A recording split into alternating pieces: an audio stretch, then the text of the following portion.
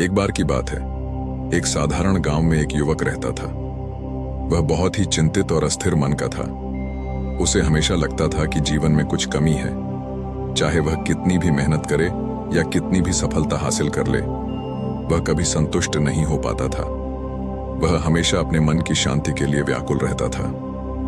एक दिन गांव में किसी ने उसे बताया कि पास के जंगल में महात्मा गौतम बुद्ध ध्यान करते हैं और उनसे कोई भी मिल सकता है। युवक ने सोचा, शायद बुद्ध ही मुझे उस शांति का मार्ग दिखा सकते हैं जिसे मैं ढूंढ रहा हूं। अगले दिन वह युवक बुद्ध से मिलने जंगल की ओर चल पड़ा। वहां पहुंचते ही उसने देखा कि बुद्ध एक बड़े पेड़ के नीचे ध्यान में लीन थे। युवक ने इंतजार किया और जब बुद्ध ने अपनी आंखें खोलीं तो वह उनके पास गया और बोला, भगवान, मैं बहुत परेशान हूं। मेरे मन में कभी शांति नहीं रहती। कृपया मुझे बताइए कि मैं शांति कैसे पा सकता हूं। बुद्ध ने युवक की ओर ध्यान से देखा और कहा, तुम्हारा मन एक झरने की तरह है जो निरंतर बहता रहता है। अगर तुम इस झरने को शांत करना चाहते हो तो सबसे पहले इसे समझना होगा। चलो मेरे साथ आओ। बुद्ध युवक को एक नदी के किनारे ले गए। वहां एक पत्थर पड़ा था। बुद्ध ने उसे पत्थर उठाने को कहा। युवक ने पत्थर उठाया और बुद्ध ने कहा, अब इसे नदी में फेंक दो। युवक ने पत्थर को नदी में फेंक दिया। पत्थर नदी के तल तक पहुंच गया और पानी की सतह पर लहरें उठने लगीं। बुद्ध मुस्कुराए और बोले, देखो, यह पत्थर तुम्हारे मन के बोझ की तरह है। जब तक तुम इसे पकड़ कर रखोगे, तुम्हारा मन अशांत रहेगा, लेकिन जब तुम इसे छोड़ दोगे, धीरे धीरे मन शांत हो जाएगा। युवक को यह बात समझ नहीं आई।